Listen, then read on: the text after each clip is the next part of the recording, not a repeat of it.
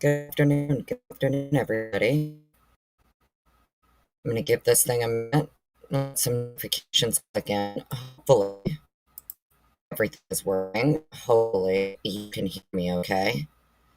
If you decide to join the stream here, go ahead and give me a thumbs up. Let me know my audio is working. Hopefully, audio is good. Happy Thursday, everybody. Looking forward to hopefully being able to get through this. There's a couple things I want to look at regarding Othram, MyHeritage, all of that. If there is anybody joining, just let me know how my audio sounds. I'm not sure if you can hear me, not sure if the mic is holding up. Looks like it's good on my end, but I'm never ever sure, to be honest. Never 100% sure how the audio is going to hold up here. So hopefully we're doing all right. Welcome in, everybody. If you're here, thanks for being here. Happy Thursday. Good to see everybody. Hopefully the audio is going to hold up for me so we can do this. A couple things that I wanted to get into. Oh, good. Hello. Hey, Donna. How you doing? Hi, Carrie. How you doing? Thank you. Sound is good. Okay, awesome. Hopefully it's not clippy and choppy, and you'll be able to hear me. Welcome in, everybody. Happy Thursday. Go tell your friends we're live. We're here. We have a couple things to get into. Couple things that I've been going back and looking at with regards to IgG, because, my brain's been stuck in this whole DNA thing. So it's what we're doing today. You're just going to get some more of my brainworms regarding IgG and the DNA. More specifically, we're going to take a look at a couple things to do with MyHeritage. We are going to take a look at Israeli law, Israeli genetic law. I'm going to try and keep it short and sweet and not too boring for everybody, but we are talking about DNA and IgG, so, it can get a little boring.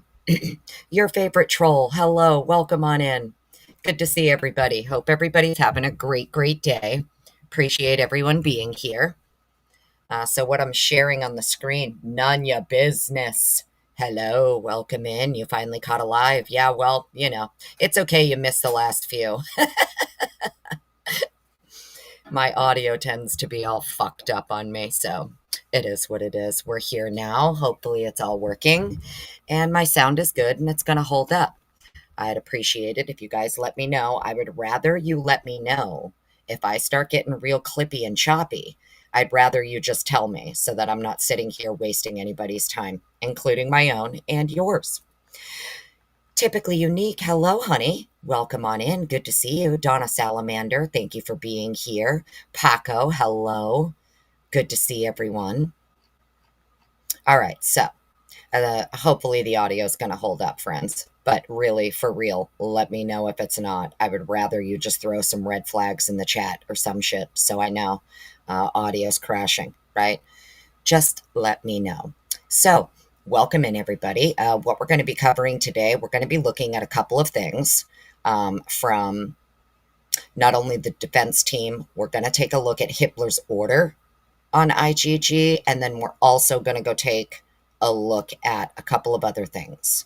One of those things being MyHeritage, their terms of service, and we're also going to go take a look at genetic law in Israel. And why would Brian's defense team be mentioning anything to do about, well, the FBI here may have actually violated Israeli law? And we'll take a look at that so you guys can see what I'm talking about. But in Hitler's order, Hitler alleges that the defense expert, Leah Larkin, is claiming that the state here, as well as the FBI, possibly violated Israeli law because MyHeritage, well, guess where MyHeritage is out of? It's out of Israel. And we'll take a look at everything and why what she was mentioning as far as violation of international law, right? We'll take a look at all of that, but that's what we're going to get into today. Um, First thing that I'm going to share on the screen here with you. Christina, hello. Welcome on in. I do have this on the screen. We're only 5 minutes in. I guess I can just give it a few minutes, let some notifications click in. There's probably 100 other people live today as well. Actually, while I'm thinking about it, let me go fix my chat. Hang on, I'll be right back.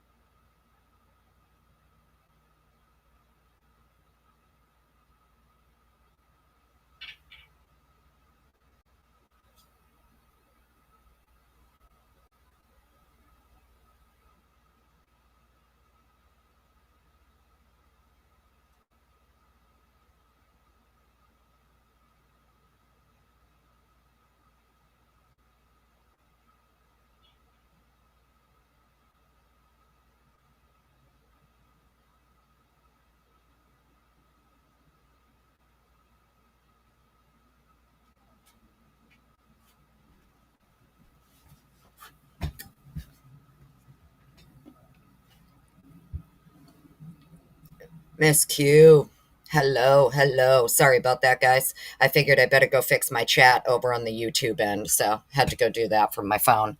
Mods, if any of my mods join in, you should have pretty easy work for you today. I made it subscribers only, and you can comment every 10 seconds.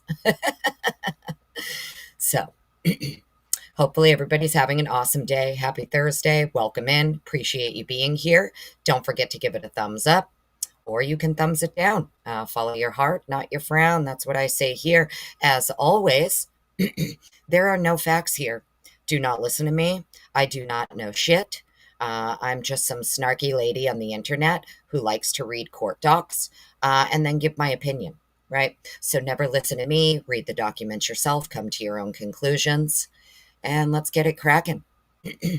So, first thing that we're going to take a look at today, friends, is going to be this reply from the defense here.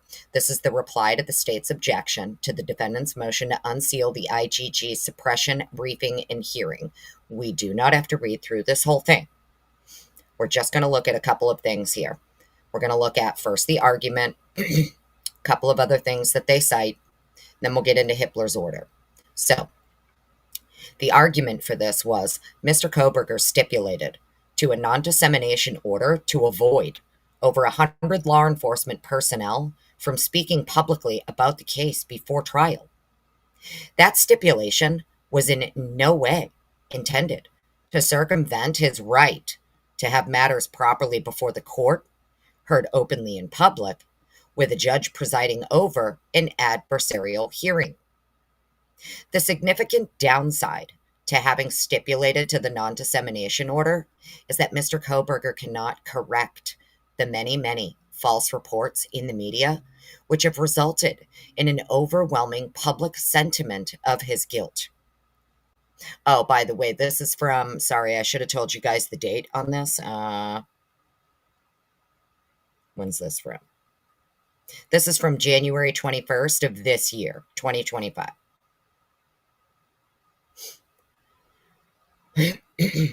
Significant downside to having stipulated blah, blah, blah. It is no surprise that the state wants no part in stopping that narrative and hence objects to an open suppression hearing where legitimate legal issues will be heard. Mr. Kohberger does not believe the non-dissemination order is the same as closing proceedings that are public. The party seeking to close a suppression hearing over the objection of the accused must, quote, advance an overriding interest that is likely to be prejudices. The closure must be no broader than necessary to protect that interest. The trial court must consider reasonable alternative to closing the hearing. It must make finding adequate to support the closure. And it cites Waller v. Georgia. The interests the state asserts are influence on the potential jury pool and possible inadmissible evidence being discussed in open court. This is odd because such matters are routinely discussed in court, and much of what may eventually turn out to be excludable as evidence in this matter was already released to the public with no concern for Mr. Koberger's rights by the state. Let's read that again. This is odd because such matters are routinely discussed in court, and much of what may eventually turn out to be excludable as evidence in this matter was already released to the public with no concern for Mr. Koberger's rights by the state. Unsealing the pleadings and hearing post-jury trial does not present the court with a reasonable alternative to opening the suppression hearing. It is no alternative since the recommended remedy is post-trial, and his right to a public trial is now. Additionally, since the orders sealing matters in this case are temporary, offering to unseal post-trial is not an alternative. The state's concern about potential juror influence is misplaced. The only influence that there may be on potential jurors is their leaning that there is more than the current guilt narrative about this case. It is no secret that a public hearing will allow the opportunity for the adversarial process to lend itself a fuller picture, one that is more than the current guilt narrative. Mr. Koberger's Sixth Amendment right to a fair and public trial does not begin with jury selection. It began the day he was arrested. Now, 2 years into the state having control of the narrative through its extensive probable cause statement, a suppression hearing is exactly the proceeding where his right to have motions heard publicly matters. Moreover, he holds the right to a presumptively open hearing. As to the state's point about the IGG being inadmissible evidence, Mr. Koberger has the right to confront the evidence against him at trial, especially that which identified him. Previously, the state has characterized IGG information in this case as, quote, a lead and or a tip and or informants. And those all have footnotes 1, 2, and 3. Let's go see the footnotes. Footnote 1. The genealogy conducted by the FBI resulted in a lead that pointed law enforcement to the defendant. That's footnote 1. Footnote 2. IGG information provided to local law enforcement by the FBI was, quote, nothing more than a tip for local law enforcement to follow up on, end quote. Footnote 3. The state referred to the innocent civilians identified in the IGG information as, quote, indirect informants. Let's pause here for 1 second. I will come back to chat. How's everybody doing? Welcome, welcome, welcome. So what I wanted to point out here is notice how footnote 1 says the genealogy conducted by the FBI, right? Genealogy conducted by the FBI resulted in a lead. Well, here's the thing. I thought Othram is the one who did all this for ISP, right? Didn't Othram do all of this for ISP per their contract? So it was the FBI who did all the IGG, huh? So was it the FBI that did it or was it Othram? I thought Othram had their contract with ISP, not the FBI. Oh, trust me, these tricky dicks. These tricky dicks. I know what they did. I know precisely what they did. See, do you remember when they allegedly had Othram, ISP? Oh, you got to stop your work, Othram. You got to hand it all over to the FBI, Othram. And Othram's like, but our work isn't complete, but we're not done. FBI's like, don't even worry about it. Just give it to us. Give us everything you have. Othram is hey, Silent G. What up? Welcome in.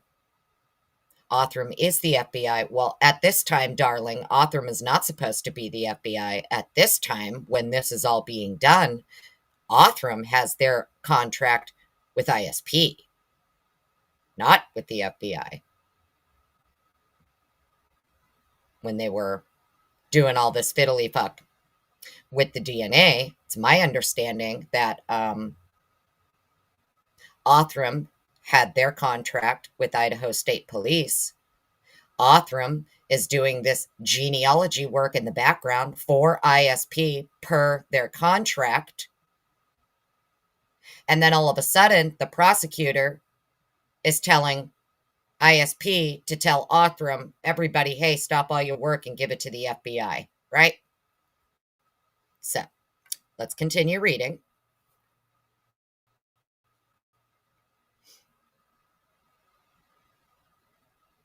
Othram is connected. Thank you, your favorite troll. Othram is connected to the FBI through a collaborative relationship in which, yeah, but that's currently. That's now. I'm talking about back in 2022. Back in 2022, Othram did not have anything with the FBI, or they shouldn't have, because last I checked, it was Parabon.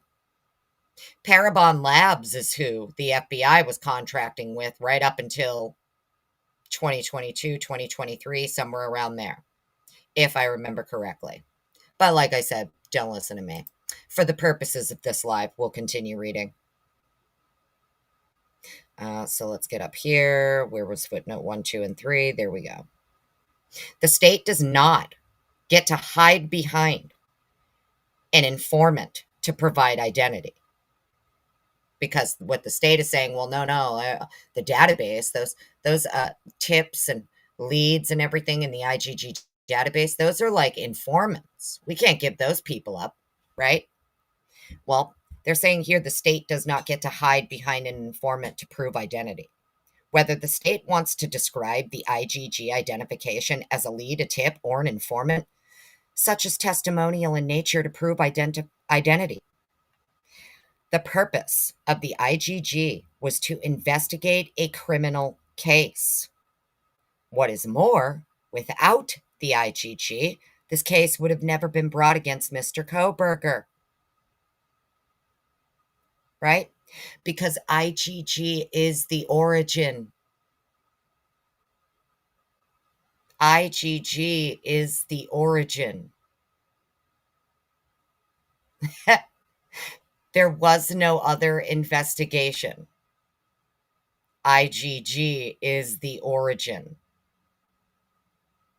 And they just want to hide behind it as a tip, a lead, or an informant.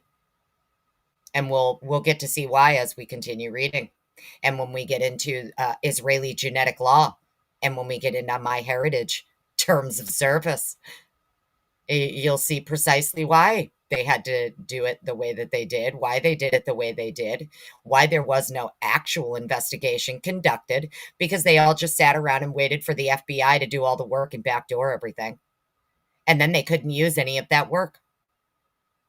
Then they had to run around like chickens with their heads cut off, trying to make it look like they did the fucking work in June of 2023, November 20, all the way through 2023, 2024, into 2025, when they're still doing, quote, work. Investigative work. It's because they didn't fucking do any in the beginning, but that's just my opinion.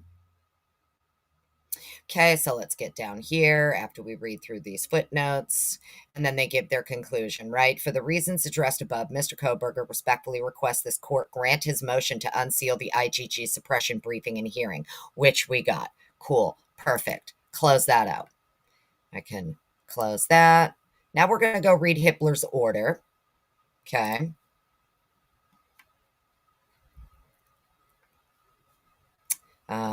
Let's do this. Hitler's order is pretty long, but we're not going to read through the whole thing. We're just going to get to the pertinent parts for this live. Okay, so you'll see I highlighted this down here because we have a footnote 23. So I'm on page 27 of 29.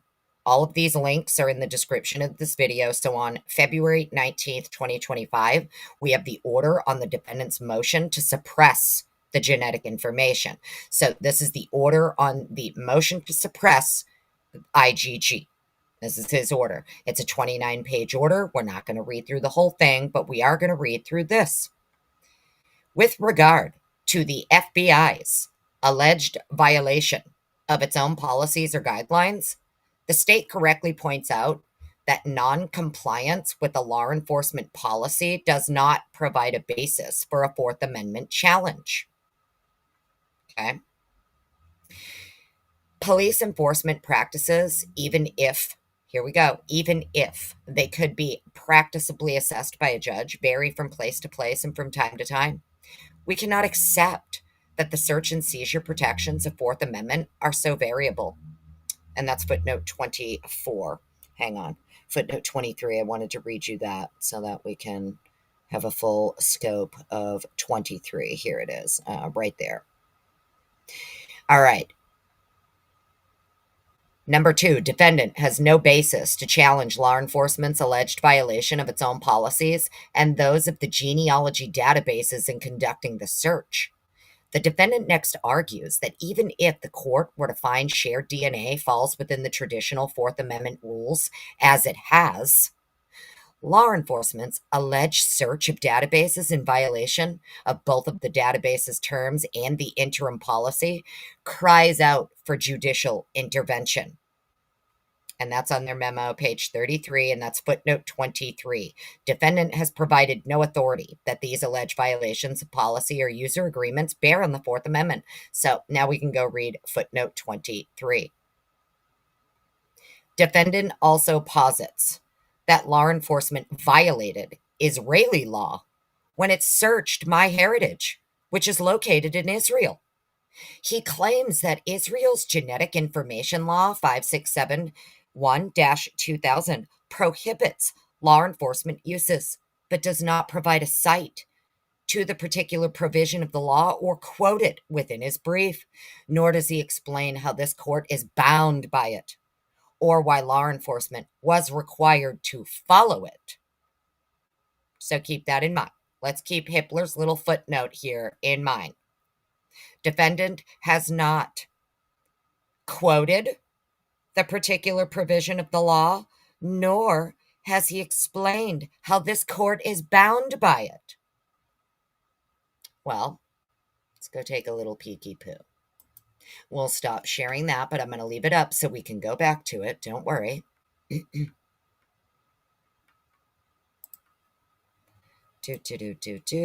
Clifton Mayo, hello, welcome on in.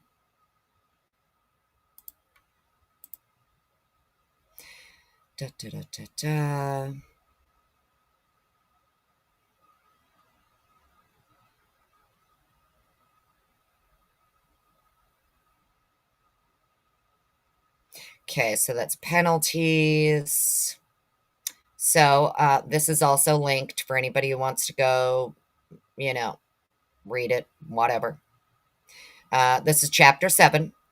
This is the genetic law for Israel, okay? I did link it in the description of the video.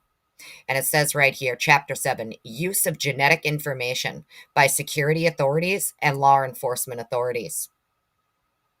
In this chapter, it gives you all the terms that are in this chapter. Public body, law enforcement authorities means the Israeli police force, the prosecuting authorities, the National Center for Forensic Medicine, and any other body prescribed by the Minister of Justice by order. Security authorities means the Israel Defense Force and any other body prescribed by the Minister of Justice by order. Use means genetic testing, blah, blah, blah. Here we go. Use of DNA samples end up results of genetic tests.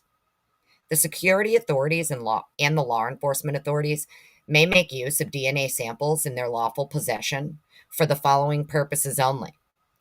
For the purpose of identification in criminal proceedings, right? So here's the problem. Under Israeli law, even though Israeli Defense Forces and like the Minister of Justice there, right, by order, can say, yeah, okay, you've collected, say, for an example, a potential terrorist DNA sample. You've arrested them, whatever, right? You've taken their DNA. You are allowed to use it for the purposes of identification in a criminal proceeding. If you are criminal investigation, uncovering, or the prevention of crimes for the purposes of discovering and apprehending offenders, as well as putting them on trial, and anything relating thereto, hereinafter criminal proceedings. Here's the problem. Here is the problem. Israeli law prohibits outside law enforcement agencies from using their database. This is why MyHeritage Terms of Service does not in any way, they explicitly state that they will go above and beyond to not cooperate with law enforcement of any kind. That's MyHeritage. Under Israeli law, you can't even get into this database. You're not supposed to be able to get into it, same as Prometheus, if you're law enforcement. So I hope everybody's understanding like what's happening here, right? So under Israeli law, United States law enforcement, state, local, federal, or otherwise, you are not allowed to access their databases even if you got a warrant, right? Even if you got a warrant, even if, like Kash Patel himself called up. I mean, that's what it's going to take. It's going to take like much, much higher up people even being able to get permission to access this database as law enforcement. That's number one. Number two, you're specifically barred because over there, they're super, super tight on their DNA databases. It is what it is. The Israelis have their database and they're super protective of it for a reason, which is why nobody's supposed to be getting into it. This would also explain why it all needed to be backdoored, right? Why it all needed to be backdoored, because the databases that they entered, they are barred from. They're barred from them. You are also allowed to do it, use it for the purpose of collecting intelligence information and preventing harm to the security of the state, for the purpose of identifying unknown persons and or bodies, for locating and identifying persons that are deceased, corpses, prisoners of war, or persons missing in action, for the purpose of research in respect of the purposes set out in paragraphs 1 to 3, for the purpose of lawfully approved research, but only with the written consent of the subject.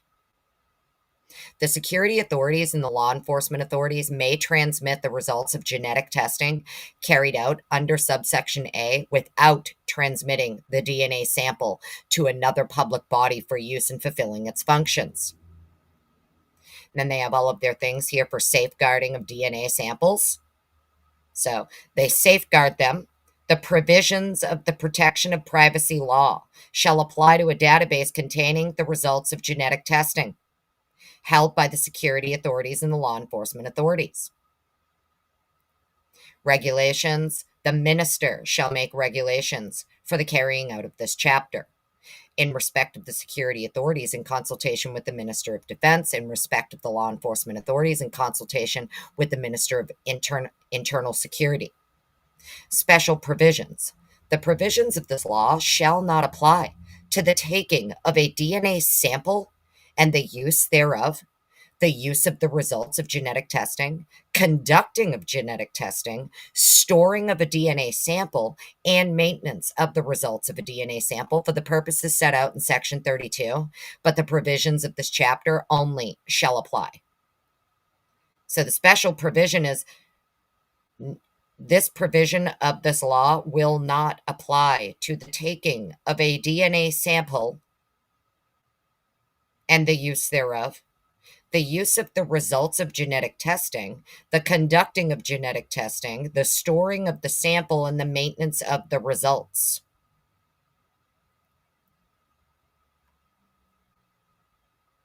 And then it gives you all the penalties here for if you do any of that. So a person who does any of the following shall be liable to 5 years imprisonment or or a fine 5 times that laid down in Section 61A3 of the penal law.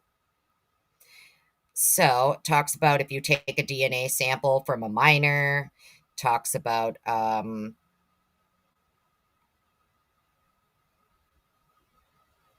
sample from a minor, wording competent person other than blah, blah, blah. Let me see, it's in here somewhere. Here we go. A person who engages in genetic testing without a license or other than in accordance with the provisions thereof shall be liable to 2 years imprisonment or a fine 4 times that the law that is which laid out in this section. A person who does any of the following shall be liable to 1 year imprisonment or a fine of which is 3 times the fine set out in the section of the penal law, conducts genetic testing to establish parenthood other than under a court order in accordance with the provisions of the section, does not hand over the results of genetic testing under the provisions of section 14A or B, or hands over the results as aforesaid in contravention of the provisions of those subsections,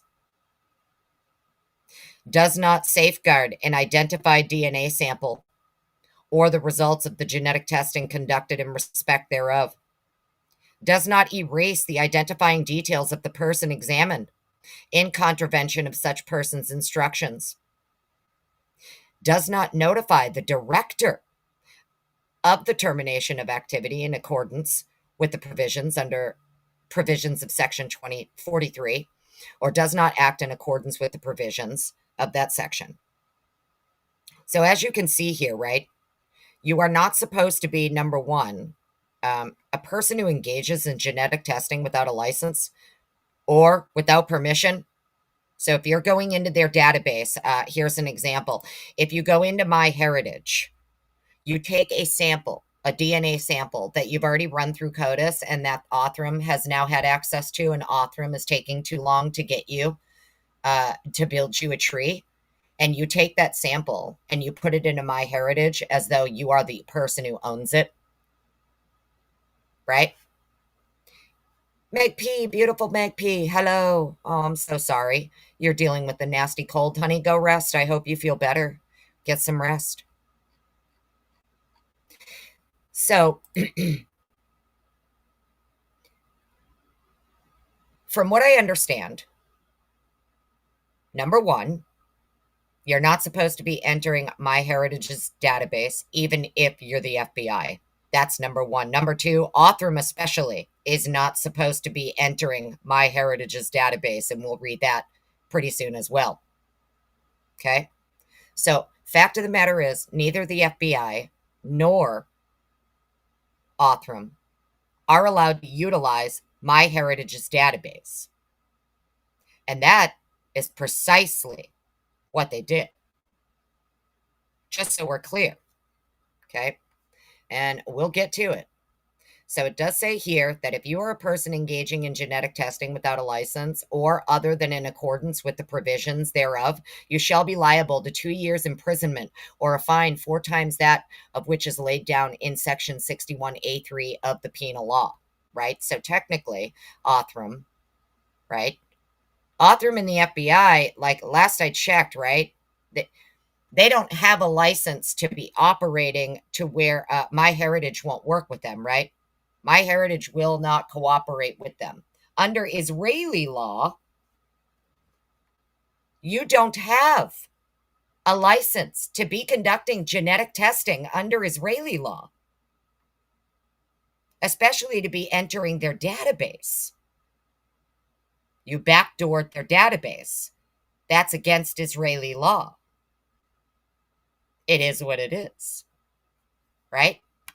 So all of this is linked for everybody. If you want to go through it and you find something different, even better, right? So let's go take a look at this real quick so that you guys have a better idea of what I'm talking about.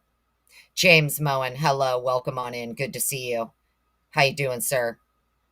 Welcome in, everybody. Appreciate you being here. Sorry you're not feeling good, Meg. I hope you feel better. Go rest, honey. Okay, so let's do this. Let's read MyHeritage's terms of service here, right? Okay.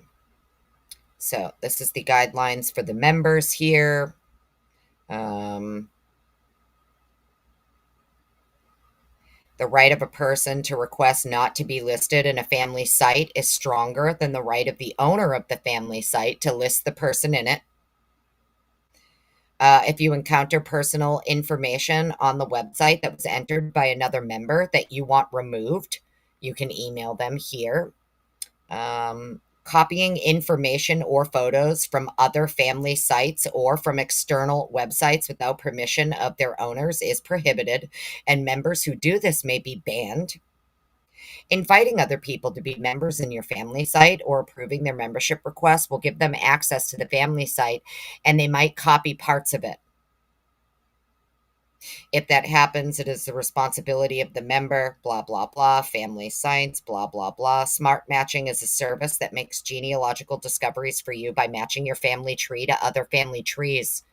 But this benefit comes with a drawback.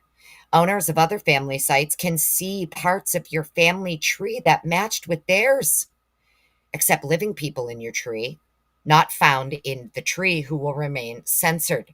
Let's read that again. Smart matching is a service that makes genealogical discoveries for you by matching your family tree to other family trees. Oh, like other family trees, right? Like when SC could see their match the next day after they uploaded the profile to a database they were barred from. Kind of like that. Kind of like that. But this benefit comes with a drawback. Well, I bet it does, because now owners of other family sites can see parts of your family tree that matched with theirs, like when SC could see their match the next day. Interesting. We're going to keep reading here.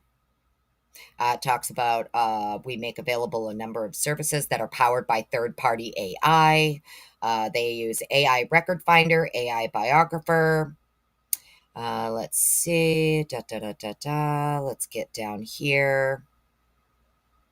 Once you post content to the website, including family trees and photos, it may become searchable and accessible to other people on the website or the MyHeritage website group, depending on permission settings in your control. Based on your permission settings, other users may be able to find, view, copy, download, store, and sometimes edit or delete content that you post. Let's see. I want to get into law enforcement. DNA services. Here we go. So when you order a MyHeritage DNA kit and submit a DNA sample to us, we process it and generate DNA markers and haplogroups. You may also upload DNA results to us in a DNA data file after testing with another DNA service provider. You may also upload DNA results to us in a DNA data file. We perform genetic genealogy. Hang on. We perform genetic genealogy analysis of the DNA results and produce DNA matches and ethnicity estimates. If you purchase a MyHeritage DNA health upgrade, if you purchase a MyHeritage DNA health upgrade, or if you purchased a MyHeritage DNA health test, which is no longer offered, we perform genetic health analysis of the DNA results and produce genetic risk reports and carrier status reports. And together with the DNA genealogy reports, if you provide explicit content for the ancient origins product, as mentioned below, the DNA reports will include the vector and the ancient origins reports. So what's super interesting here is that with the MyHeritage DNA Health Upgrade, if you purchase that, that's also like biomedical information. You remember when Becca Barlow and the defense team are like, are you sure? Are you absolutely sure you didn't get any type of biomedical information? You guys sure about that? Hmm. Interesting. To use the DNA services, you need to register as a member on the website, but you are not required to become a subscriber. Interesting. Here we go. Right here. This is the kicker. Okay, so we're going to read this. The DNA genealogy services are currently not available to residents of Israel, Russia, Iran, Libya, Sudan, Somalia, North Korea, Lebanon, and Syria. The DNA health services are currently not available to residents of Israel, Russia, France, Germany, Austria, Switzerland, Turkey, Spain, Norway, blah, blah, blah. Also, Rhode Island and New Jersey and New York. Residents of France and Israel, blah, blah, blah. By authorizing the DNA services, submitting a DNA sample for testing, or uploading DNA results to the website, you represent that you are at least 18 years of age and are not a resident of any of the restricted locations. And you represent that you have read, understood, and agree to be bound by this agreement and to the collection and use of your DNA sample and the DNA results in the provisioning by us of the applicable DNA reports. In addition, you represent that any DNA sample you provide and any DNA results you upload are either your DNA or the DNA of a person for whom you are a legal guardian or have obtained legal authorization to provide their DNA to us. Well, I could tell you right now, I don't think that the FBI or Othram or anyone got any permission from Brian Koberger or his defense team to upload his profile into MyHeritage. That's number one. Number two, if you took it upon yourself to upload his profile into MyHeritage, that would also mean that you created an account and pretended to be the owner of the DNA, like it says here, right? You represent that any DNA sample you provide and any DNA results you upload are either yours or the DNA of a person that you are the legal guardian for or have their permission. You have their legal authorization to upload it. Any uses of the DNA services for law enforcement purposes, forensic examinations, criminal investigations, cold case investigations, identification of unknown deceased people, location of relatives of deceased people using cadaver DNA, and or all other similar purposes is strictly prohibited unless a court order is obtained. It is our policy to resist law enforcement inquiries to protect the privacy of our customers. Let's read that again. Any use of the DNA services for law enforcement purposes, forensic examinations, criminal investigations, cold case investigations, identification of unknown deceased people, location of relatives of deceased people using cadaver DNA, and or all other similar purposes is strictly prohibited unless a court order is obtained. Right? Oopsie fucking poopsie, Hitler. You trying to tell me that Hitler wasn't provided with MyHeritage terms of service by the defense team? He's trying to say that the defense team didn't even quote him or cite him. Where? It says that you can't go into MyHeritage if you're law enforcement or that you need a court order to do so, right? Isn't that super, super interesting? I mean, I found it. He's trying to pretend like it wasn't provided to him. I think that's super interesting. So, in my opinion, Hitler's just, it is what it is. He purposely fucking ignored stuff on purpose, but that's just my opinion. It is our policy to resist law enforcement inquiries to protect the privacy of our customers. Uploading ancient DNA data obtained from archaeological excavations or artifact DNA to the website is also strictly prohibited. Uploading DNA data that was created or manipulated manually or with the help of DNA reconstruction tools such as Othram or Borland genetics, or by combining DNA from multiple individuals into a new DNA data file to the website is strictly prohibited. Let's read that again. Uploading DNA data that was created or manipulated manually or with the help of DNA reconstruction tools such as Othram. Uploading that DNA data that you got with the help of Othram, uploading that to MyHeritage website is strictly prohibited. MyHeritage will not work with Othram. MyHeritage doesn't want anything from you if you've worked with Othram. If you have something from Othram, they don't want you putting it into their website. That's exactly what the FBI did. The FBI took everything from Othram and put it into MyHeritage's website, according to the defense. It wasn't just MyHeritage. They used multiple databases. But notice here, this is why MyHeritage is saying, and if what you did also, or by combining DNA data from multiple individuals into a new DNA data file, you also can't do that. But they specifically say Othram here. Uploading DNA data that was created or manipulated manually or with the help of DNA reconstruction tools such as Othram is strictly prohibited. Prohibited. By submitting DNA samples to us, you give us permission to extract the DNA from the samples, perform genetic analysis on the DNA, disclose the results by providing the DNA reports to you and to the others that you authorized.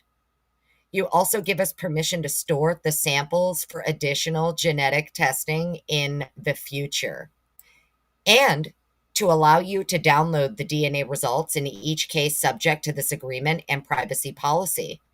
You acknowledge that if you download your DNA results, one, this will create a copy that is not protected by MyHeritage's security and privacy settings, and two, such download and the storage of your DNA results shall be made at your own risk. And three, MyHeritage will not have any control over the downloaded DNA results and shall not be liable to you or any third party regarding such download or storage. We do not claim any ownership rights in the DNA samples, the DNA results, or the genetic genealogy and genetic health information in the DNA reports. Bullshit, you didn't get biomedical information. You get a whole genetic health workup. All genetic genealogy and genetic health information derived from the DNA samples and the DNA results or appearing in the DNA reports belongs to the person from whom the DNA was collected.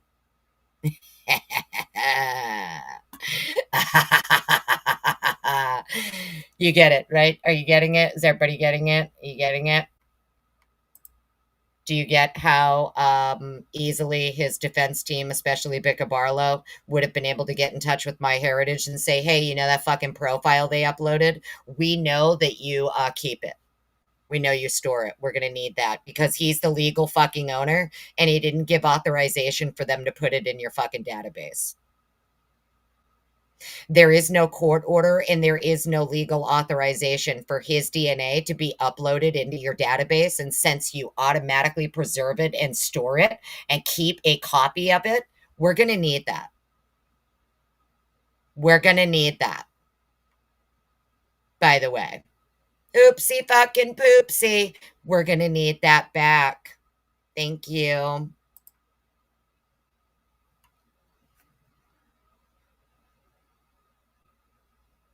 You acknowledge that by providing DNA samples or DNA results to us, you grant and you represent that you have the right to grant to us The right to receive, use, display, and create derivative works of the DNA samples, the DNA results, and the DNA reports solely through the DNA services for commercial and non-commercial purposes, and MyHeritage's and its successors' business, and that you acquire no rights in any research or commercial products that may be developed by us that may relate to your DNA.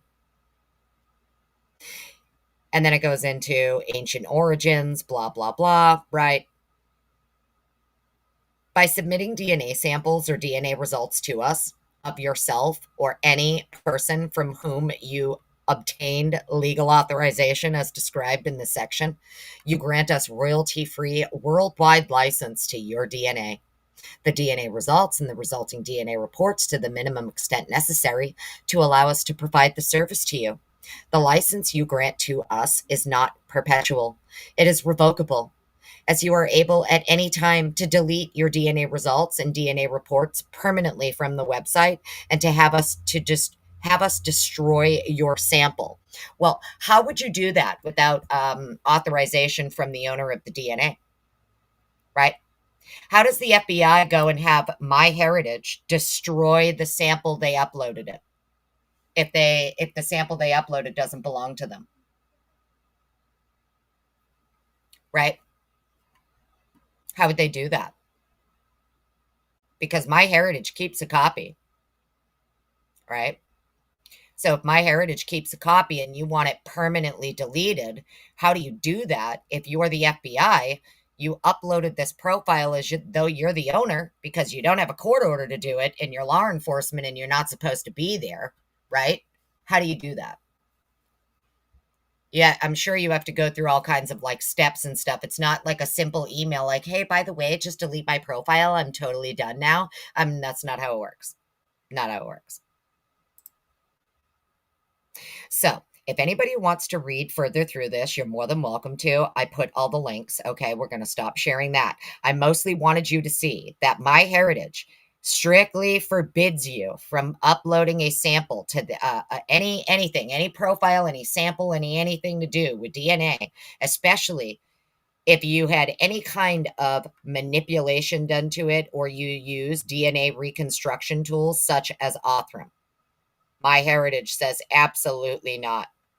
If you are uploading a profile that Othram touched or Othram did any work with, you are not allowed to upload it here. You may not. You may not. Strictly prohibited. So keep that in mind. Stop sharing that. And then we're going to go look at one more thing. And then your girl's got to go to fucking work as usual. I'm so sick of working, but it's fine.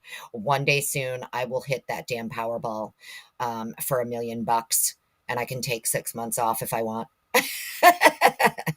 That's the goal here, friends. The goal really is to just take like 6 months off. That's all. I'm a worker bee. I'm always going to be a worker bee. But the goal is I just want to take like 6 months off and have $1 million to do it.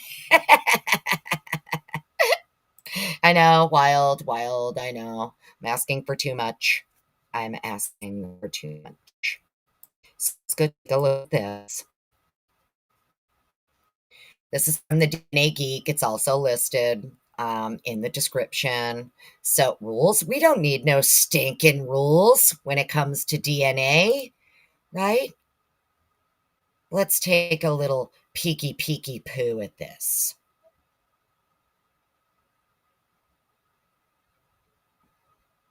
Your favorite troll, 1212. Let me see. They broke some rules with Othram and all the DNA stuff, but did pinpoint the murderer as a result. Well, no, not necessarily, because unfortunately, what they used as a sample is trace DNA. So here's the problem, your favorite troll, right? There are 2 men's DNA on that sheet. It is not single source male profile. Koberger's alleged profile that was found is single source. The other male has his DNA mixed in with victim blood, right? So the problem here is that what they're doing is they're taking this trace sample on a movable object. They're focusing on that. Meanwhile, the other male, whose DNA is mixed with victim blood on the back of the same object, completely ignoring it entirely ignoring it. So that's the problem. You can't claim on one hand that this only piece of evidence left at the crime scene, this key piece of evidence, well, the reason that his DNA is so important is because it is the only DNA we found on the object, right? They're lying. It's not the only DNA they found on it. They found multiple male DNA on it, and only one they focused on, right? That's right. Fucking Annie Powerball Potts. You know it, baby. You know it. The Lord already knows. Even if I won all 500, 600 million, I don't even need that much. I literally need, a few $1,000,000. The rest of it's getting donated. And I'm not joking you. All of it would be donated. About 90% of it would be donated. I only need about 10. So let's make it happen, universe. I'm very humble and I'm not a greedy person at all. So about 95% of the money would be donated. So let's read this together, friends. In a fit of anger, William Leslie Arnold murdered his parents in 1958 in Nebraska. He escaped jail in 1967, was never caught, and died a free man in 2010 under the alias of John Vincent Damon. His story was only recently uncovered by a U.S. Marshal using investigative genetic genealogy. How this case was solved is fascinating because the U.S. Marshals, remember, U.S. Marshals, they were also involved in Brian's case. How this case was solved is fascinating because the U.S. Marshal did not have a sample of Arnold Damon's DNA. Instead, he asked Arnold's brother, James, to provide one, apparently driving 5 hours to obtain it. 2 years later, Arnold Damon's son tested for genealogical purposes and matched to James Arnold as a nephew. So let's think about this. Did they potentially get Brian's sister to put her motherfucking DNA in? Could you imagine? Or if they went to Brian's sister, they went to someone in his family and got them to put their DNA in so that when they uploaded his profile into MyHeritage, it matched. Do you get what I'm saying? You get what I'm saying here? Whatever they did, and they played fiddly fuck with this, they knew that in order to get into MyHeritage's database, okay, the only way they're going to be able to do it is they have to pretend that his DNA is theirs and that they own it. And they may need someone else in the family to also have their DNA in there to get the match. And I'm pretty sure his dad ain't the one doing it. Just saying, I don't think his dad is the one coughing it up. Because we do know they approached someone, and one of these 4 brothers told ISP, absolutely not. I'm not giving you the DNA. Fuck off into the sun. Right?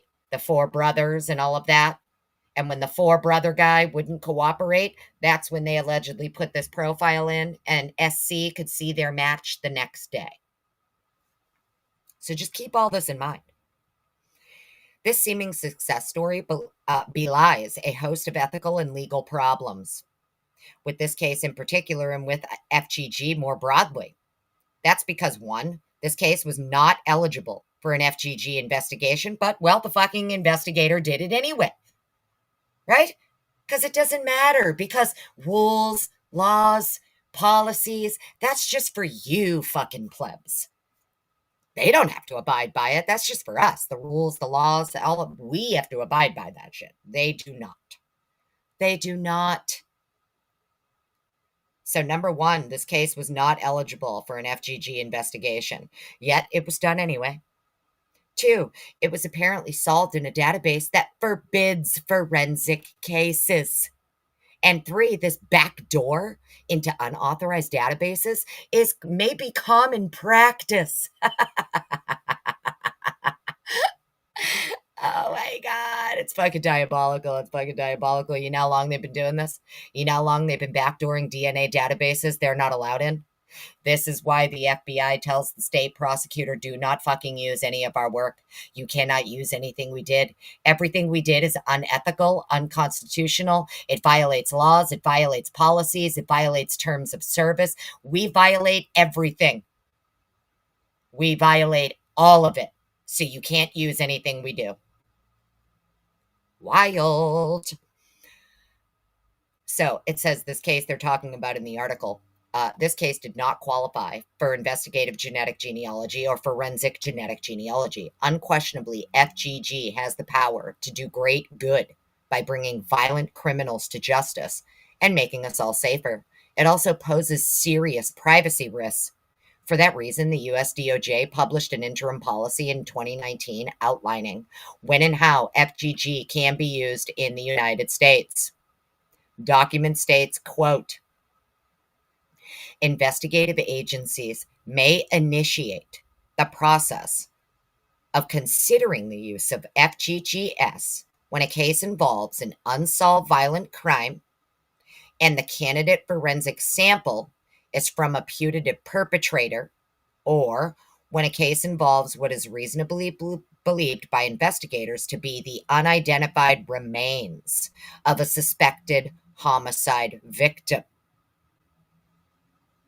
So, investigative agencies may initiate the process of considering the use of FGGS when a case involves an unsolved violent crime and the candidate forensic sample is from a putative perpetrator. Problem is, they had two.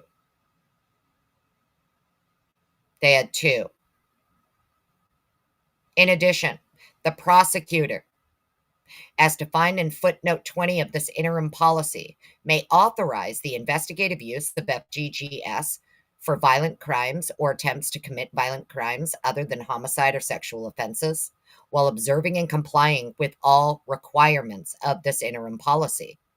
When the circumstances surrounding the criminal acts present a substantial and ongoing threat to public safety or national security. Before an investigative agency may attempt to use FGGS, the forensic profile derived from the candidate forensic sample must have been uploaded to CODIS and subsequent to produce a probative and confirmed DNA match. Okay, so even if you're, as the prosecutor, if you want to use FGG, if you want to use IgG, you have to put the forensic sample, the candidate forensic sample has to go to CODIS first, and there has to be subsequent CODIS searches. It can't just be one and done. You can't just upload it once and say, oh, well, we tried. No hit. IgG it is. Not how it works. Let's parse these requirements.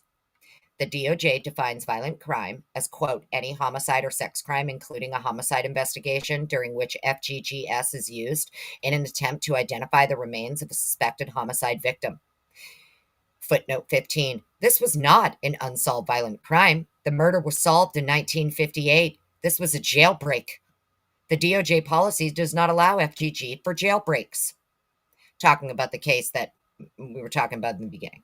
Not Brian's case. The same footnote goes on to state that an unsolved violent crime, quote, also includes other serious crimes and criminal offenses designated by a genetic genealogy service for which investigative use of its service by law enforcement has been authorized by that service.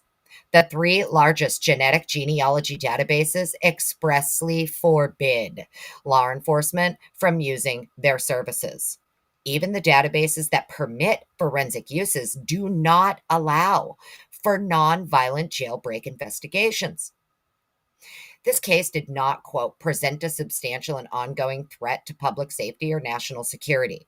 Arnold escaped more than 5 decades ago and lived a quiet life afterwards. He's been dead for more than a decade and he posed no threat. Well, we know there was no threat in Moscow or any of that because they called out, they took down the alert, they took down the shelter in place. Within 3 days, they were telling everybody, nope, there's no threat to the public. Everybody can come back to school. You don't need to leave the campus, right? So there was no national security or public safety issue. The candidate forensic sample in this case was not from the putative perpetrator. It was from his brother, who was innocent. Right? So when we're talking about the sheath, IgG for the sheath, IgG for Brian's profile. The problem is they had two, no less than two putative perpetrators on the sheath. They're only sending one off for IgG. The forensic profile from the perpetrator sample was not uploaded to CODIS before the attempt to use IgG because the forensic profile did not exist. The U.S. Marshal Service is a division within the DOJ and thus subject to the FGG policy. The policy was in full effect when the Marshal took this case over in 2020. The case should have never used FGG in the first place. So as we know, U.S. Marshal Service, right, they used an unauthorized database in 2020. The U.S. Marshal Service hasn't disclosed which genealogy database they used, but it's clear from context that the database did not permit FGG. Why do I say this? First, The Guardian writes, quote, according to C.C. Moore, genetic genealogist at Parabon Nanolabs, this case is unusual in the sense that law enforcement are not usually able to access large commercial genealogy services, end quote. That's C.C. Moore, Parabon Nanolabs. That's who the FBI in 2022 had their, from it's my understanding, that's who their contract was with, was Parabon right up until 2022, 2023. They did not have a contract with Othram when Othram was doing all of this work for ISP. I could be wrong, but I don't think they did. The Guardian also writes, the big three commercial genealogy databases are Ancestry, 23andMe, and MyHeritage. They do not permit law enforcement to put crime scene or unidentified remains DNA into their system under their terms of service.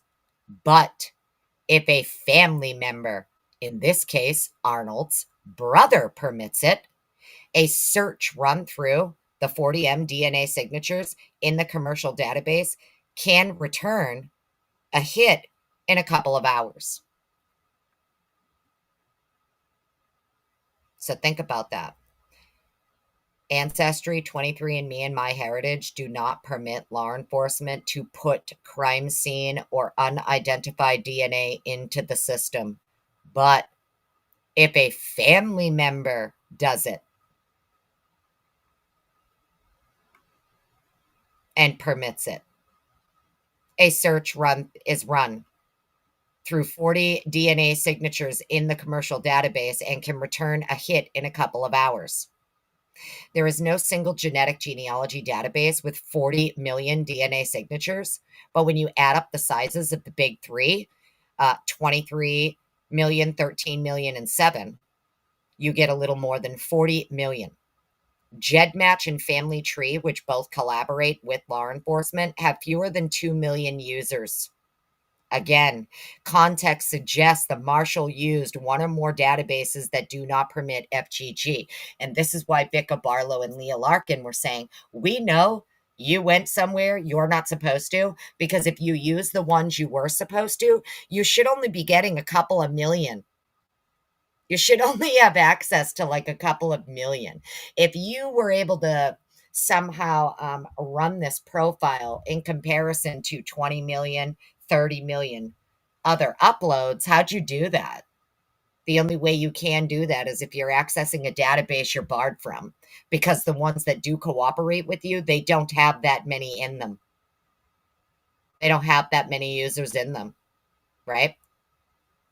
GEDmatch and Family Tree, which both collaborate with law enforcement. These two collaborate, and they have fewer than 2 million. If I had to guess, I'd say they used all three. Ancestry DNA is the largest database by far, with the best tools for identifying unknown family. 23andMe is the second largest, and as a health company, often has matches the other companies don't. Uploading to MyHeritage is a cost-effective way of finding even more unique matches. Plus, the latter two have some features that Ancestry does not. If I were working this case and were willing to skirt the rules, this is what I'd do.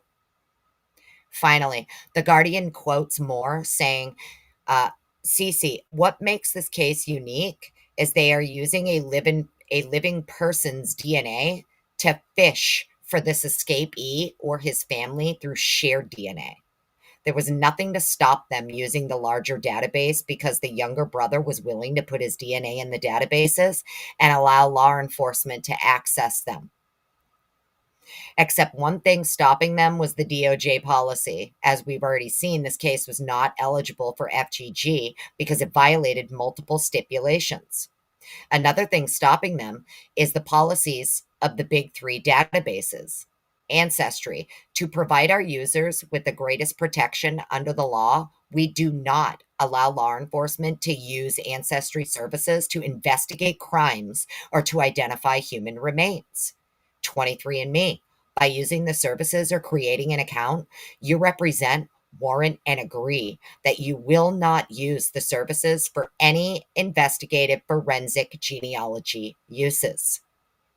MyHeritage, using the DNA services for law enforcement purposes, forensic examinations, criminal investigations, cold case investigations, identification of unknown deceased people, location of relatives of deceased people using cadaver DNA, and or all similar purposes is strictly prohibited.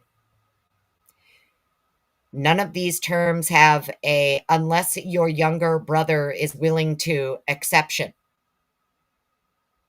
FGG is not allowed in these databases, period. Look at this. This is the tip of the iceberg. Recently, someone, I'll call them Pat, on Facebook asked about an email they had received from a genealogist with Othram asking, quote, to share your ancestry DNA matches with me, end quote, for a forensic case. The email said, quote, you might have also been contacted by the previous research teams about this case. You're a distant DNA match on a family tree to an unidentified remains case that I'm working on, end quote. I'm not sharing the screenshot or linking to the original post to protect Pat's privacy. Select quotes are shared here under the fair use doctrine of U.S. copyright law for the purposes of criticism, comment, and reporting. Recalling that Ancestry DNA does not allow law enforcement to use ancestry services to investigate crimes or identify human remains, end quote. There is no unless someone else gives you access clause, Othram. So what Othram is doing is Othram is reaching out to people and saying, hey, you're a distant relative. Do you think that you could go and get everything that's on the website for Ancestry, you know, the one we're not allowed to access? Do you think you could go get that for us? And either give it to us or just give us your permission to access it. This is what Othram's doing. Othram's sending out, emails to people like, hey, isn't that interesting, huh? Super, super interesting.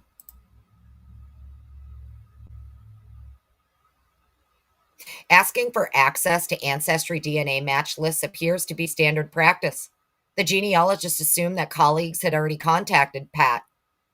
We have every reason to believe that Parabon does this too, as their lead genealogist claims there was nothing to stop them from using these large databases this way. This too violates the DOJ policy, which requires that, quote, investigative agencies shall identify themselves as law enforcement to genetic genealogy services and enter and search FGG profiles only in those services that provide explicit notice to their service users and the public that law enforcement may use their service sites to investigate crimes or to identify unidentified human remains. So, law enforcement, ISP, MPD, Othram, whoever you are, it doesn't matter. You are supposed to be identifying yourself as law enforcement and that you are doing this for the purposes of investigative genetic genealogy. One could argue that Othram and Parabon are private corporations acting on behalf of law enforcement rather than law enforcement per se, and therefore not subject to the DOJ policy or the database terms. What a dangerous precedent to set. By that logic, law enforcement can get around all of of the strictures associated with FGG, or anything else for that matter, by simply subcontracting the dirty work to for-profit companies like Othram. How did Othram's genealogist know that Pat was in Ancestry's database in the first place? Is family tree DNA telling FGG practitioners where their regular customers originally tested? Or did Othram have access to other kits at Ancestry DNA that led them to Pat? I'll go with the latter. We need to hear from the big three. At the moment, more than 40 million unsuspecting customers in the big three databases are being exposed to forensic investigations without their knowledge or consent. That needs to change. I've reached out to all three companies for comment and will post their replies here. I asked Ancestry DNA to confirm whether law enforcement and or their subcontractors are violating the terms of service. Their response was, quote, Ancestry is not a public DNA database. We do not voluntarily cooperate with law enforcement and are not involved with these cases. We take any allegation of a user's misconduct on our platform seriously, end quote. That speaks more to the wordsmith skills of their corporate lawyers than transparency. While I applaud the proper use of a semicolon, I would prefer that they answer my question and take action to protect their 23 million users. Oh, they did. They did. MyHeritage fixed all that, trust me. After MyHeritage found out about all this bullshit, they went and fixed a bunch of stuff. Let's see. 23andMe's response was equally vague. Quote, regarding law enforcement, respect for customer privacy is paramount at 23andMe. As such, we do not work with law enforcement agencies. More specifically, 23andMe will exercise any available legal measure to object to a law enforcement request. To date, we have not released any individual user data to law enforcement, end quote. Well, you wouldn't have to 23andMe if law enforcement is uploading as though they're the user. You wouldn't have any fucking idea whether or not you're releasing information to law enforcement if law enforcement is just pretending to be the owner of the profile, right? Fucking idiots. So anyways, all of this is linked for you guys, but the purpose of this live today was to really get into the fact of the matter is, it would appear here that not only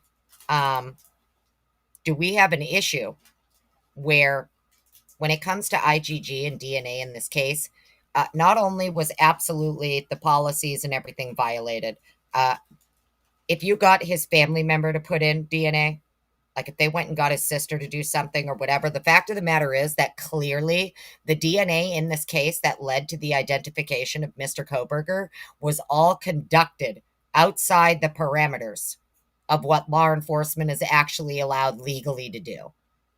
It's not only in violation of the terms of service of the company that they did it with, it's also in violation of Israeli law, it would appear, and it's in violation, more importantly, of the defendant's constitutional rights, right? So these are just my opinions. Again, I don't know shit.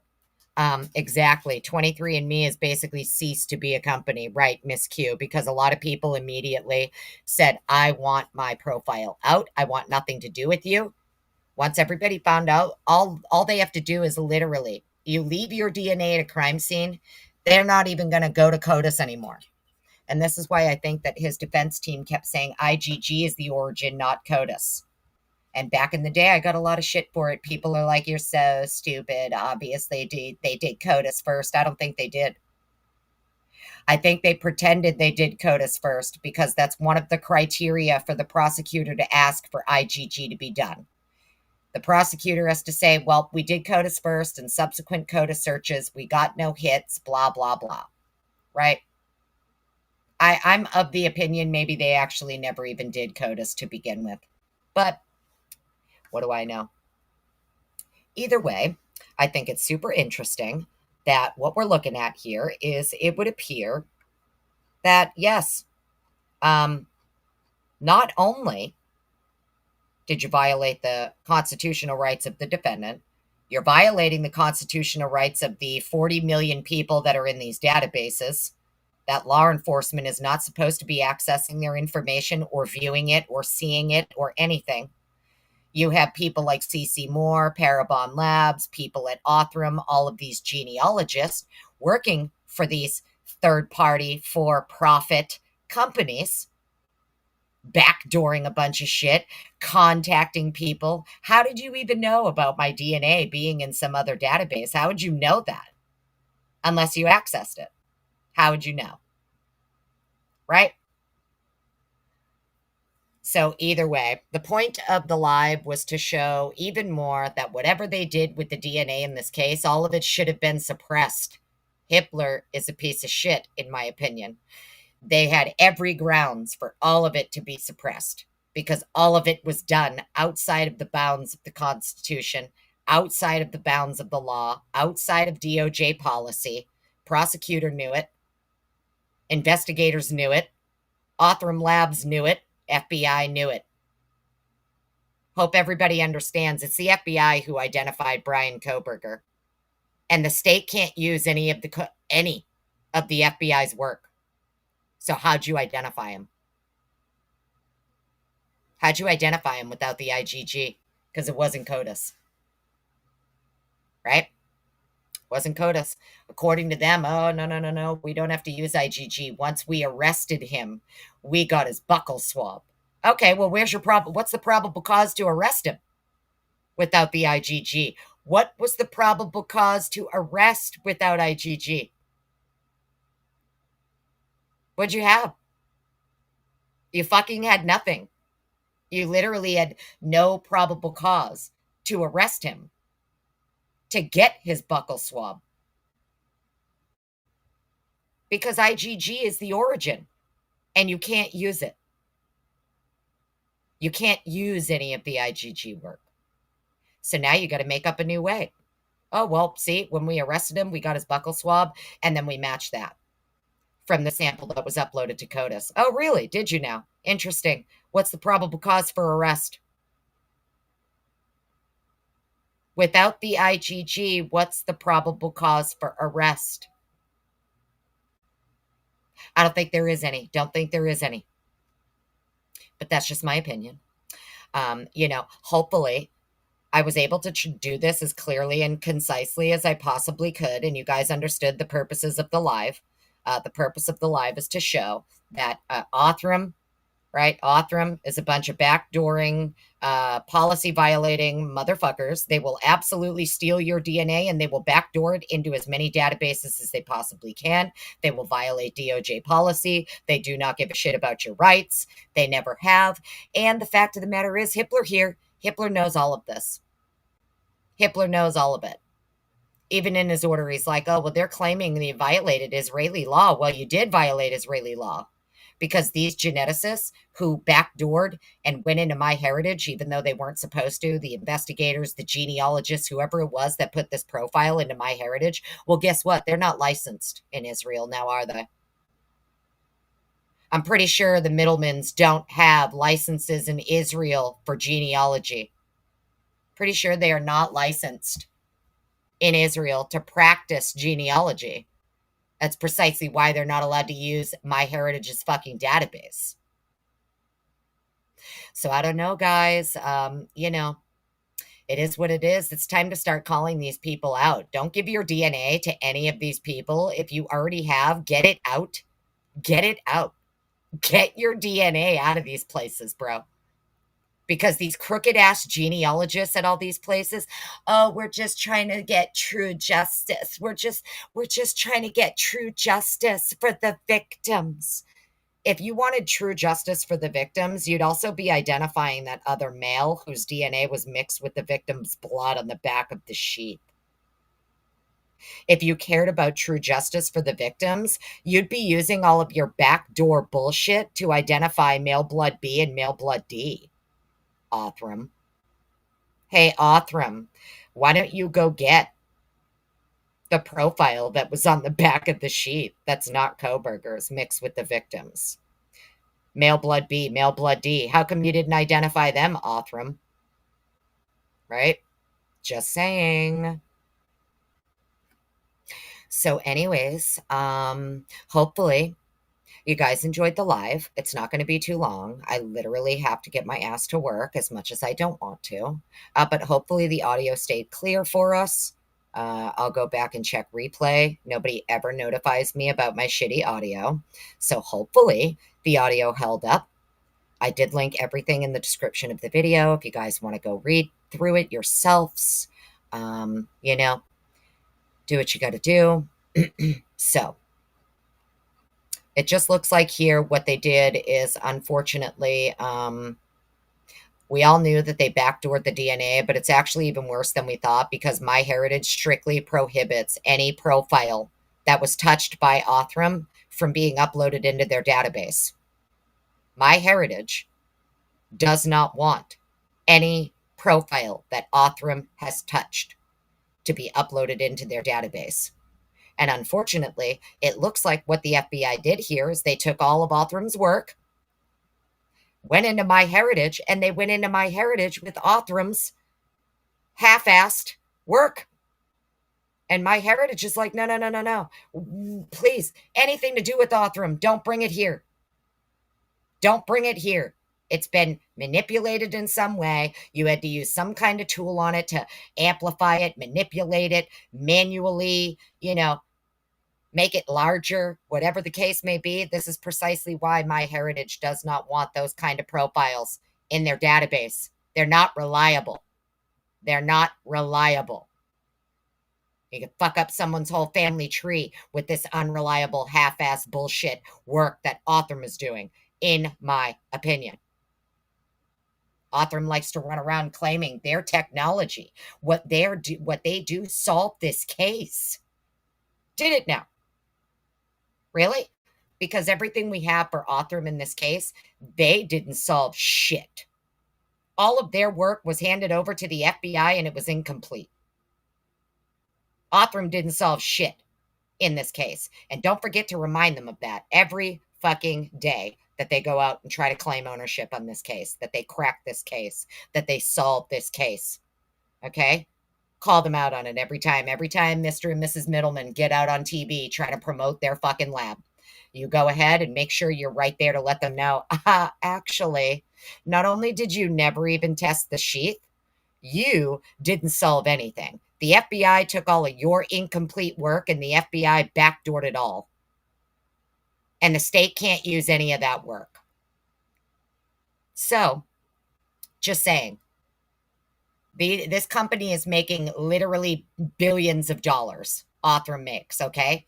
And the fact of the matter is they didn't solve shit in this case. They literally didn't at all. They know they didn't. They didn't solve anything. The FBI did. And the FBI did it by violating Israeli law, of violating policy and procedure of the DOJ, and by backdooring databases they are barred from. That is how this case got solved, if they want to call it solved. Meanwhile, they ignored the other male, whose DNA was also on the back of the sheath. So, yeah, thanks FBI, thanks law enforcement, thanks Othram. Y'all should fuck off into the sun. Hope everybody has a wonderful day. Mods, thank you. Meg P, hope you feel better. Mercy Cat, love you. And catch you guys. If you replay crew, go ahead, leave a comment. Thumbs it up, thumbs it down. I gotta go. Catch y'all later. Have an awesome day. Bye.